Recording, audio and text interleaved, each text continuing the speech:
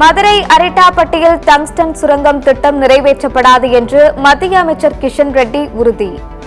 Tungsten சுரங்கம் அமைக்க போடப்பட்ட ஒப்பந்தத்தை இன்று முழுமையாக மத்திய அரசு ரத்து செய்ய உள்ளதாக தகவல்.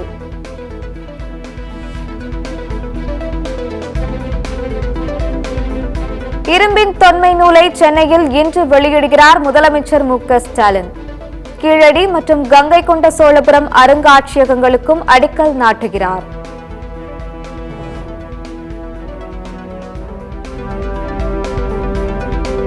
இன்று முக்கிய அறிவிப்பு வெளியாக உள்ளதாக முதலமைச்சர் மு.க. ஸ்டாலின் அறிவிப்பு. தமிழக முதலமைச்சரின் திடீர் சஸ்பென்ஸால் பொதுமக்கள் பெரும் எதிர்பார்ப்பு.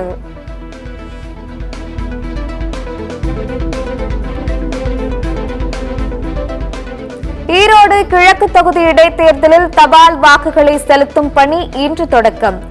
85 வயதிற்கு மேற்பட்டவர்கள், மாற்றுத்திறனாளிகள் தபால் வாக்குகளை செலுத்தலாம்.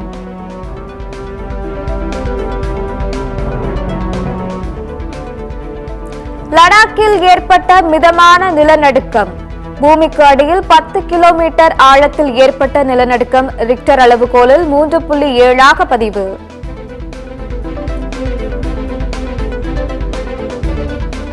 நெடுஞ்சாலை ஆக்கிரமிப்புகளை அகற்றாவிட்டால் புல்டோசர்களால் அப்புறப்படுத்தப்படும். மத்திய சாலை போக்குவரத்து துறை அமைச்சர் நிதின் கட்கரி எச்சரிக்கை.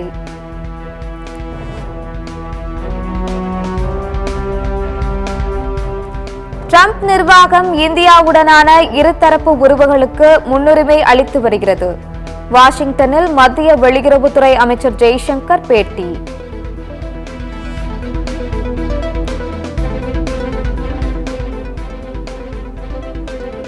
நெல் கொள்முதலுக்கான ஈரப்பதத்தை அதிகரிப்பது குறித்து டெல்டா மாவட்டங்களில் மத்திய குழு ஆய்வு. தஞ்சையை தொடர்ந்து திருவாரூர், நாகை உள்ளிட்ட மாவட்டங்களில் மத்திய குழு இன்று ஆய்வு.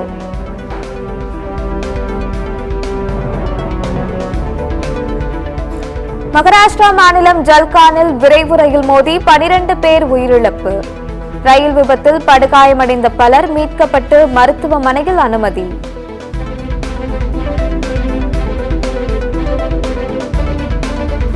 ராமநாதபுரம் நம்புதாளை கடலில் மீன்பிடித்துக் கொண்டிருந்த மீனவர் வலையில் சிக்கிய அரிய வகை கடலாமை.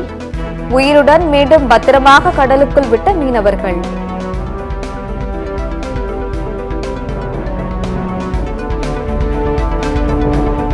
வேலூரில் மருத்துவ உபகரணங்கள் விற்பனை நிலையத்தில் சட்டவிரோதமாக பதுக்கி வைக்கப்பட்டிருந்த 30 லிட்டர் மெத்தனால் பறிமுதல்.